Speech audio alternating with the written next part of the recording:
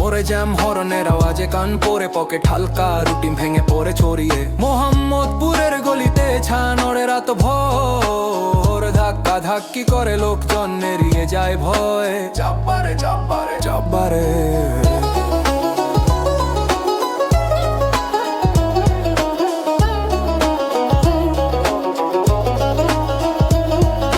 হাসপাতালের লাইনে জ্বরে রোগী ঘামায়, আলো কমে ওয়েটিং চেয়ারে শরীর কুঁজো হয়।